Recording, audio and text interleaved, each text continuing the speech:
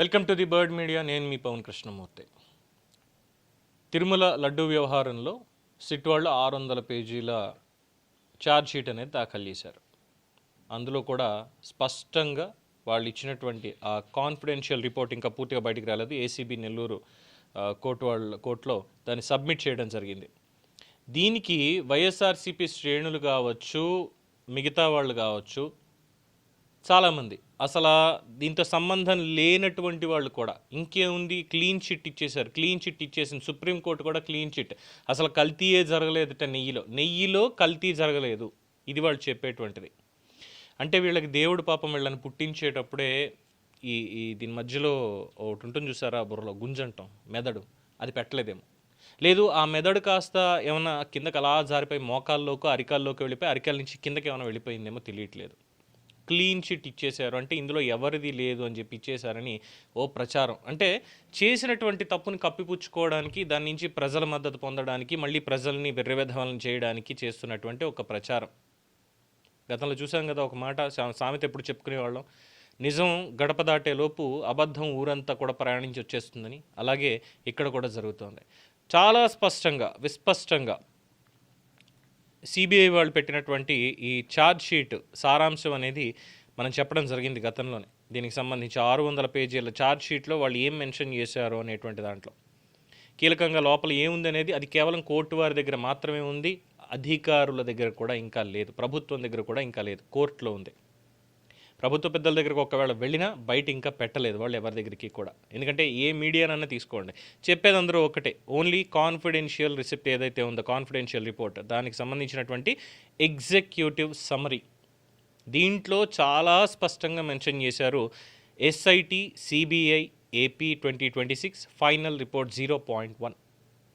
Final report 0.1 అంటే final report ఒకటి మాత్రమే కాదు, రెండోది కూడా ఉందని మీనింగ్ పెట్టుకోవచ్చుగా, మూడోది కూడా ఉందని మీనింగ్ పెట్టుకోవచ్చుగా, అడిషనల్ ఛార్జ్ షీట్ కూడా దాఖలు చేయొచ్చు కదా సిబిఐ నేతృత్వంలో ఉన్నటువంటి స్పెషల్ ఇన్వెస్టిగేషన్ టీం. ఇప్పుడు ఎవడిచ్చాడ్రా సర్టిఫికెట్?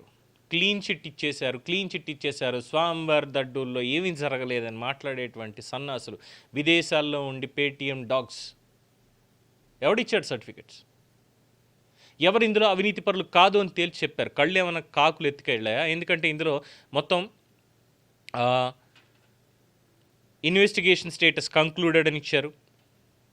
కంక్లూడ్ అని ఇచ్చిన తర్వాత ఇందులో మొత్తం 36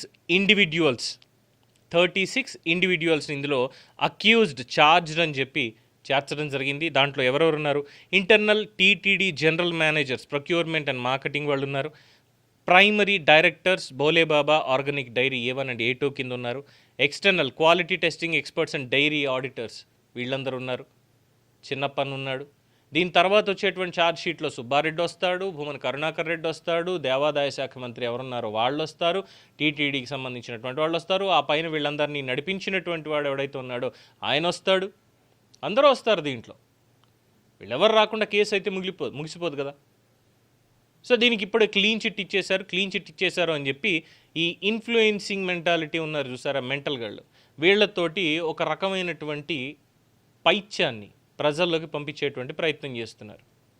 మేధావుల ముసుగులో కొందరు, కళాకారుల ముసుగులో ఇంకొందరు, మిగతా రాజకీయ నాయకులు, రాజకీయ కార్యకర్తలు, పార్టీ కార్యకర్తలు, వీళ్ళందరూ కలిసి.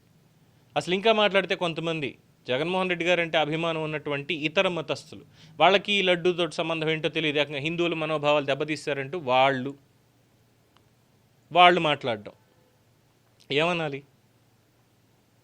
అసలు తెలుసా దాని ప్రాశస్త్యం? వీళ్ళకి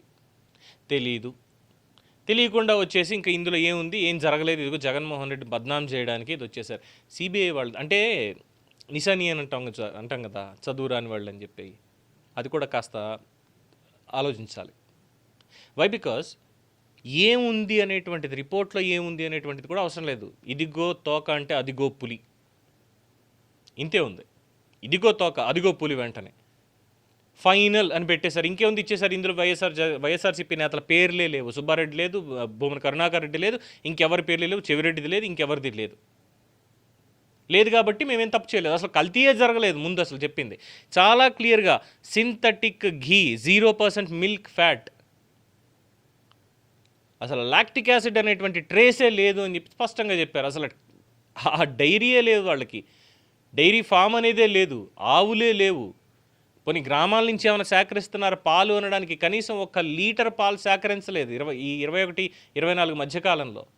అలాంటి వాళ్ళందరికీ కాంట్రాక్ట్లు ఇచ్చి 250 కోట్లు అప్రాక్సిమేట్గా అవినీతి చేసి ఆ కల్తీ లడ్డూల్ని ప్రసాదం పేరుతో భక్తులతో తినిపించి అపచారం చేసి అపవిత్రత కలిగించి తప్పే జరగలేదు, మేమేం తప్పు చేయలేదు అనడానికి సిబిఐ క్లీన్ చిట్ ఇచ్చేసింది అని మాట్లాడేటువంటి ఈ వీళ్ళని ఏమనాలి వీళ్ళని? ఆ అన్వేష్ గాడు వాడొకడు ప్రపంచ యాత్రికుడు అంటాడు, వాడికి ఏంటి ఇందులో అర్థం కాదు, వచ్చేసి చెప్పేస్తాడు. ఆ స్వామి గారి భార్య జాతకాలు చెప్తాడే దొంగస్వామి, ఆయన భార్య ఆవిడ, ఇక వైఎస్ఆర్సీపీకి సంబంధించినటువంటి వాళ్ళందరూ కూడా వచ్చేస్తారు వరుసగా. అందులో వచ్చేసి ఇంకేముంది ఇందులో జరగలేదు. ఏం జరగలేదని చెప్పారా మీకు? సిబిఐ వాళ్ళు ఏమైనా చెప్పారా?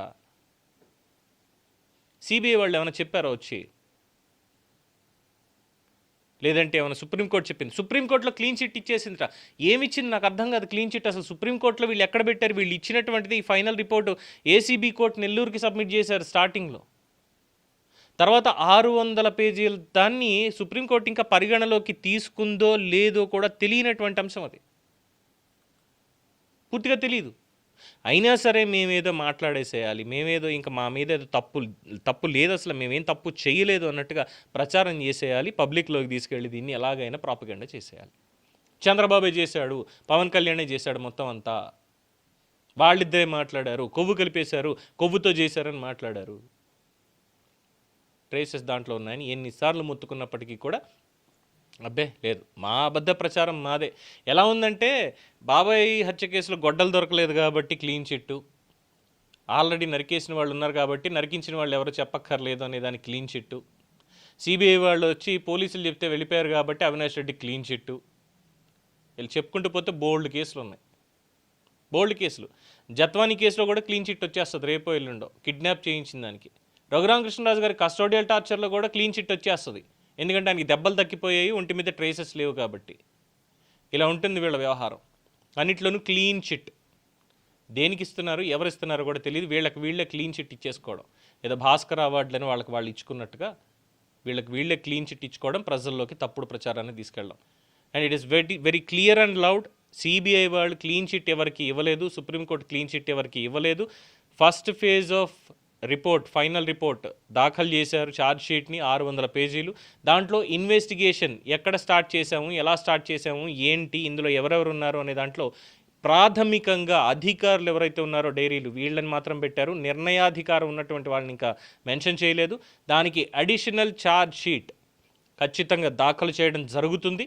అందులో ఏవైతే పేర్లు ఉన్నాయో అవి కూడా ఎక్కేటువంటి అవకాశం ఖచ్చితంగా ఉంది, అంటిల్ అన్లెస్ లాలూచి పడితే తప్ప. ఇది చేతకాని ప్రభుత్వం అయితే తప్ప. స్వామివారి మనోభావాలది ఏముందిలే, భక్తుల మనోభావాలది ఏముందిలే, మొత్తానికి బయట పెట్టాము, కేసు అయితే బుక్ చేసాం, ఇన్వెస్టిగేషన్ పూర్తయిపోయింది, శిక్షలు ఏముందిలే, లైట్ తీసుకుందాం, ఎన్నికలకు చూసుకుందాం అనుకుని ఈ ప్రభుత్వం కనుక అలాగే ముందుకు వెళితే తప్ప అసలు నేరస్తులు ఇందులో బయటికి రానివ్వరు. అంతే తప్ప ఇక్కడ ఎవరికి క్లీన్ చిట్ అనేది ఇవ్వలేదు. ముందుగా భక్తులైతే ఎవరికి క్లీన్ చిట్ ఇవ్వలేదు. తప్పు చేసినటువంటి వాళ్ళు ఎవరు, ఎక్కడ, ఎప్పుడు, ఎలా అన్నీ వాళ్ళ మైండ్లో గుర్తున్నాయి, అందులో ఎటువంటి అభ్యంతరం లేదు. ఇక సుప్రీంకోర్టు లేదంటే ఇక్కడ ఉన్నటువంటి వ్యవస్థలు క్లీన్ చిట్ ఇచ్చినా ఇవ్వకపోయినా వాళ్ళకి భక్తులైతే క్లీన్ చిట్ ఇచ్చేటువంటి అవకాశం లేనే లేదు చూసిన తర్వాత. సో ఇక ఈ అబద్ధాలనే మేము నమ్ముతాం అనుకునేటువంటి వాళ్ళకి నేనేం చెప్పలేను, కానీ స్వామివారి భక్తులైతే మాత్రం 100% ఇది జ్ఞాపకం పెట్టుకోండి, క్లీన్ చిట్ ఎవరికి ఇవ్వలేదు. నిజం నిలకడ మీద తెలుస్తుంది అని ఇంకోటని ఏదో సామెతలు పాతవి చెప్పుకుంటూ ముందుకెళ్తున్నారు తప్పితే ఇందులో వాస్తవం అనేది ఇది లేదు. ఛార్జ్ షీట్ దాఖలైంది. అడల్టరేటెడ్ ఘీ అంటే కెమికల్స్తో కూడినటువంటి ఆ పామాయిల్ కెర్నెలు, ఈ మిగతా ఉన్నటువంటివి లాడ్ కానీ ఇవన్నీ అందులో ట్రేసెస్ ఉన్నాయనేది ఎన్డీడీబీ రిపోర్ట్స్ వచ్చాయి, ఎన్డీడీబీ రిపోర్ట్స్ ఇచ్చింది. ఇప్పుడు వీళ్ళు 36 మందిని అరెస్ట్ చేశారు. వీళ్ళకి ఇవ్వాల్సినటువంటి ట్రీట్మెంట్ ఇస్తే మొత్తం అన్నీ కూడా బయటకు వస్తాయి. అండ్ సెకండ్ థింగ్, ఇంకోటి చాలామంది మర్చిపోతున్నటువంటిది మనీ లాండరింగ్ వ్యవహారం. ఎన్ఫోర్స్మెంట్ డైరెక్టరేట్ కూడా దీంట్లో జోక్యం చేసుకుంటుంది. మనీ లాండరింగ్, ఈ ముడుపులు ఎక్కడి నుంచి వెళ్ళాయి, ఎలా వెళ్ళాయి, ఇప్పుడు కిలోకి మరి రూ. 25 లెక్క ఏదో చూపించారు కదా అప్రాక్సిమేట్గా. ఆ కిలో లెక్కలన ఆ రూ. 25 ఎవరికి వెళ్ళాయి కిలో మీద, ఏ అకౌంట్కి వెళ్ళాయి, అక్కడి నుంచి ఎక్కడికి షిఫ్ట్ అయ్యాయి, ఎవరు అంతిమ లబ్ధిదారులు, ఇవన్నీ ఎన్ఫోర్స్మెంట్ డైరెక్టరేట్ కావచ్చు, ఇన్కమ్ ట్యాక్స్ కావచ్చు, లేదంటే రిజర్వ్ బ్యాంక్ ఆఫ్ ఇండియా వాళ్ళు కూడా దీంట్లో ఇన్వాల్వ్ అయ్యేటువంటి అవకాశం 100కి 1000% త్వరలోనే ఉంది అనేది మాత్రం వాస్తవం. అసలు వాస్తవాలు ఆ రోజు ఖచ్చితంగా బయటపడతాయి. అంటే ఇప్పటిదాకా పడిన వాస్తవాలు కాదా అన్నటువంటి దాంట్లోకి వెళ్ళకండి. ఇప్పటిదాకా ఉన్నటువంటివి పైన మనకు కనిపించేటువంటి లేయరే. లోపల ఉన్నటువంటి చీడ పురుగులు రేపన్న రోజు ఖచ్చితంగా ముసుగులు తీసి మరీ మొహం బయట నిలబెడతారు.